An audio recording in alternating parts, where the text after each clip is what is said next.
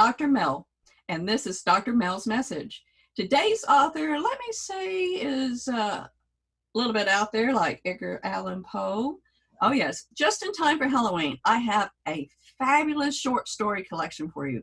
But first, I want you to meet the author, and then we're going to hear all about his book, by the way, which is called Where Were You? 10 Terrifying Tales. Now, let's meet the author. Ryan Berridge, nice to meet you, and welcome to Dr. Smell's Message. Nice to be here. How are you? I'm good, thank you. All right, so let's talk about your book real quick. Yep. Did it just start as one short story and you just decided that I'm just going to make a collection, or did you have the collection in mind? I actually have a novel in mind, and because it's my first foray into writing, I thought I'd do some short stories first, just to try and hone my craft a little bit, learn some lessons, because I think going straight into a full-blown novel as a first-time writer might have been a bit overreaching for me. So yeah, I started with one short story and it snowballed from there, and I thought, why not put a little compilation together? Now, let's talk about the very first short story. What was it called? And tell us a little bit about it. It was called Him and Her. So this the anthology is all in the same universe, so in the same dystopian. Britain's gone to pot. So this is a story of two people who are camping out in the wilderness, trying to avoid the towns, the cities, and they're together. They think they're doing everything right. They're sleeping one night, and something outside wakes them up, and the story starts from there. And then it all hits. Now, I kind of compare this. I've had a chance to read it, by the way. Love them. Love this. This is perfect. But it's almost as if each one could be a mini film with a Twilight Zone. Do you agree with that? Yeah, absolutely, yeah. That's how they come across. Well, right now, I want to share with our viewers your cover reveal, because I want them to take a look at your magnificent cover. So people, here it is. Where were you?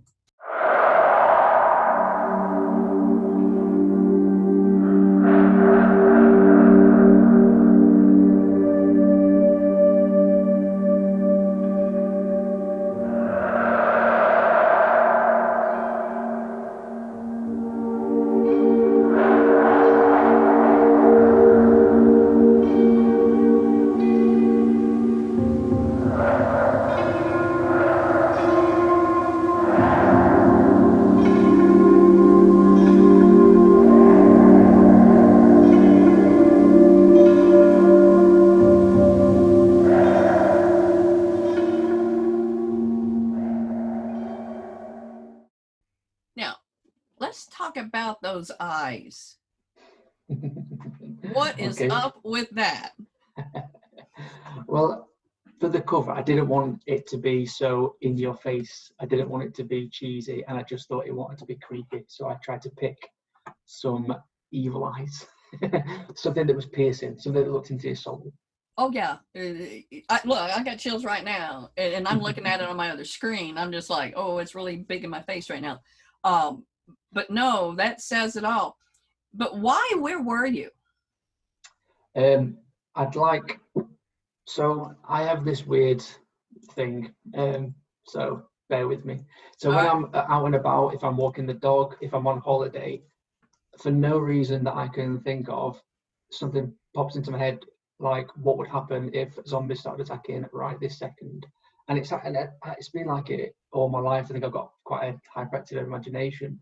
So the title "Where Were You" is trying to give the readers that, like, what would happen if you're sat in the office and a zombie burst through the door? What would happen if you're on a train and it happened? That kind of thing. So that's where the title came from.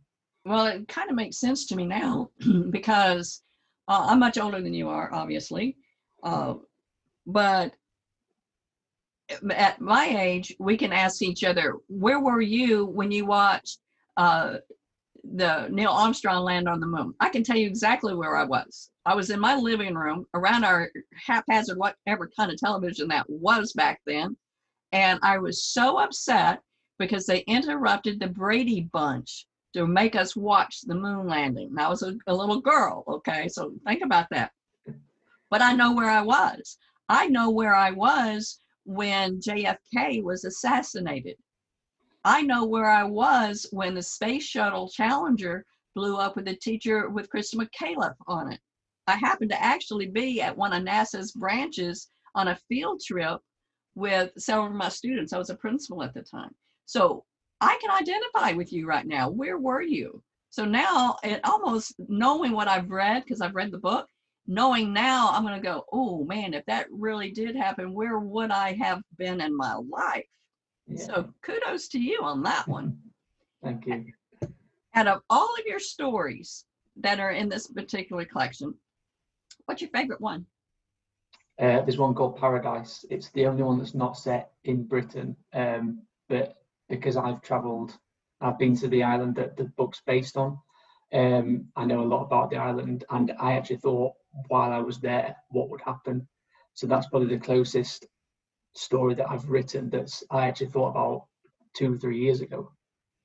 Well, do you have it ready where maybe you could read us a little part of it? Not the whole story, but I kind of like to hear it in the author's voice. Yeah, I'll give you a couple of paragraphs. Okay, perfect. And first of all, tell them what the name of this one is again, and then start reading. I'm just going to sit back. I'm going to grab my coffee, and I'm going to just listen to you.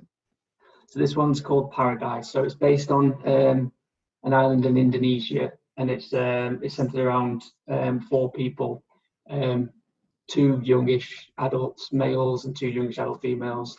They meet on the island, and it all goes to pot. So I'll give you a couple of paragraphs now. Okay. A branch snapped, and there was another thud behind them. Sophie spun around. She scanned the darkness, looking for the source, but couldn't find it. The others joined her, listening. Something was coming. The outline of a person began formulating at the edge of their view. Not a person, a child. He or she was walking towards them. Sophie took a step forward, but was held back by Will. Wait, he said. The child stopped, emitting a low growling noise and slowly raising its head. The second it saw the group, it began running towards them, but fell almost immediately on the floor. Behind the child stood a woman, who ignored the child completely on the floor and began running towards the group. Come on, Louis shouted, grabbing Sarah's arm. There was no choice but to run back inland and toward the bar they had just left. It was in the opposite direction of their hostel, but it was also in the opposite direction of the village. The others followed, trusting Louis with their lives. Oh, you're not going to stop on me, are you? Oh, man. Okay, that was a good one. Yeah. See, wow. Now, for anyone that's watching this, when I say this is the new age Edgar Allan Poe, I'm serious about his writing style. It's brilliant. And for a first-time writer, it's not normally this clean at all, but yours happens to be. So congratulations, sir, on that. You're very kind. Now let's talk about a little bit about your publishing woes. Okay. Okay. First of all, tell them where you were and where you are with all of this, because right now it's on pre-sales. You can buy it, and it comes out on Halloween. Yes. Yes, it's available. It's available for pre-order on Kindle. There's a paperback. It's all ready. It's all good to go. I've just had the proofs through, which is what I've just read from then. Right. And that will be released next week as well. Right. So, what was the hardest thing about publishing? It was getting them all together, because I've got such little experience. It's pulling together, it's formatting, it's getting the covers together, it's getting everything that you need. And this is where yourself's helped out an awful lot. So thank you. Because I came in completely blank. So my first stories were Kindle only, and they literally just got loaded onto the Kindle store from a Word document. And since then it's progressed, and I'm much happier now. It looks professional now. That's good.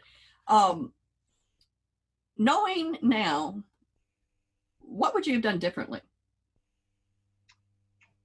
I think I'd have got someone involved a lot earlier in the process as to guide me through the initial stages, because I spent an awful lot of time going back and reworking things that were so simple that I could have done in the first place. Just the formatting, because I just really like I'd write a Word document, like I'd write a letter, and it's just not the same for writing a story. So I'd definitely just lent on someone for a little bit of advice before I started. Yeah, one of the things that I've always told new authors, I mean, this is a little late, but not for your next book. Don't start writing, let's say in Microsoft Word, and keep your document at 8.5 by 11. Change it to a book size. You'll have a lot better gauge if you go in formatting than having to reformat later. That's a hard lesson to learn, but just, if authors would do that one simple thing, if you see your book as a 6 by 9, set your pages and write in 6 by 9. Well, I've learned something now. You learned it now. I mean, you would be surprised how many people don't. And I try to tell authors all the time, this isn't like writing an English term paper or an English creative writing class when you're setting out to write your first book. And so if you learn from others, and that's why some of the things I ask people in these interviews is, what did you learn? Because maybe it can help somebody else from making that same type of mistake. Yeah, exactly. I mean, when I saw the book in a proper format, even without reading the words, it just looked so much better. Yeah, it's amazing. I think for me personally, and I have so many books. I love getting my proof copy because I see them all formatted, of course, in Word or this or however it comes. But there's something about holding that paperback and you just look at it and you go, whoa. Yeah. And I have 90 books. I still get that feeling. So there's nothing like it. Because it was a great feeling getting this book. It was great, huh? Yeah, it's an accomplishment. It is an accomplishment, and you should be very, very proud of yourself. So what's your next step in this journey? I'm working on the novel. So there's going to be a novel. So I haven't quite figured out whether some of these stories are going to interlink or not. So or the characters. Some of the characters, yeah. Some of the characters will, but maybe not the stories? Possibly. Okay. We'll leave it a little bit open now. I was going to say, we're going to have to really stay tuned for this one now. But what I can tell people is that you need to get a hold of this book. Again, it is called Where Were You? 10 Terrifying Tales. This is not just great for Halloween. I'm talking around a campfire. I'm talking about when the lights and electricity go out and it's pouring outside in rain and you need to get that flashlight and read. This is called, but grab a blanket and read it like this, like, it's a wonderful book. And I highly, highly recommend it. You ought to be very, very proud of yourself. Now, if somebody wants to follow you, where can they find you? Facebook, Instagram, Twitter. It's all RJ Berridge or rd.berridge. .com. Yeah. Well, I want to thank you so much, Ryan, for coming on to Dr. Mel's Message today. And also for reading for us. I think we're really all going to truly enjoy that one. And I wish you so much success on this one. And I cannot wait to get a hold of your first novel, but your second book. Thank you. And thank you for having me. It's been a pleasure. You are so welcome. I'm Dr. Mel, and I'm out. Have a great day, everyone.